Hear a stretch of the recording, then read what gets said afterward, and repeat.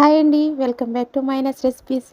ఈరోజు minus రెసిపీస్లో brown రైస్తో పరమాన్నం ఎలా చేయాలో చూద్దామండి. చాలా ఈజీగా సింపుల్గా చేసేసుకోవచ్చు. చూడండి, నేను ఇలా 1 కప్పు బ్రౌన్ రైస్ తీసుకున్నాను. ఈ బ్రౌన్ రైస్ని మనం ఒక్కసారి బాగా వాష్ చేసుకుని తీసుకోవాలండి. ఈ పరమాన్నానికి మనం బియ్యం నానబెట్టాల్సిన అవసరం అయితే ఏమీ లేదండి. ఇలా ఒక్కసారి రైస్ని బాగా కడిగేసుకుని వాటర్ అంతా కూడా తీసేసి ఇలా ఒక మిక్సీ జార్ తీసుకుని మనం ఈ బియ్యాన్ని మిక్సీలో వేసేసుకుని కొద్దిగా రవ్వలాగా ఈ విధంగా మనం మిక్సీ పట్టుకోవాలండి. మరీ పేస్ట్ చేసేసుకోకూడదు. వాటర్ ఏమీ వేయం కాబట్టి మనకి రవ్వలానే వస్తుందండి మిక్సీ పడితే.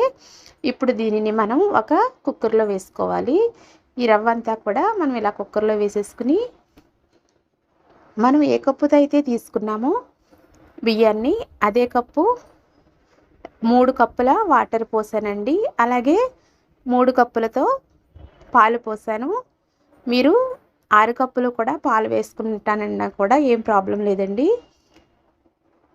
ఇలా మొత్తంగా నేను 6 కప్పులతో పాలు నీళ్లు కూడా వేసానండి. 3 కప్పుల నీళ్లు 3 కప్పుల పాలు పోసి మనం దీనిని మూత పెట్టేసి ఒక 6 నుంచి 7 విజిల్స్ వరకు రానివ్వాలండి. ముడి బియ్యం కాబట్టి కొంచెం ఉడకడానికి టైం పడుతుంది.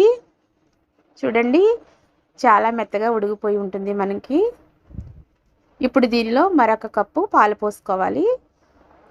ఒక్కసారి బాగా కలిపేసుకోవాలండి. ఈ విధంగా కాచి చల్లార్చిన పాలు వేసుకోవాలండి. ఇలా కలిపిన తర్వాత 1 కప్పు బెల్లం వేసి స్టవ్ ఆపేసి మూత పెట్టి ఉంచేయాలండి.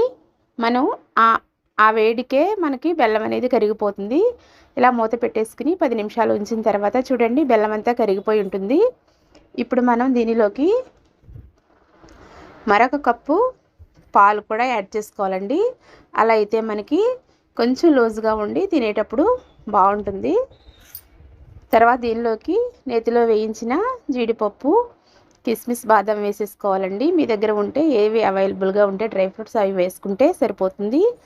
చివరిగా దీనిలోకి మనం 1 కప్పు బెల్లం వేసాం కదండి, అలాగే పావు కప్పు పంచదార వేసి చిటికెడు పటిక మీ దగ్గర ఉంటే వేసుకోండి.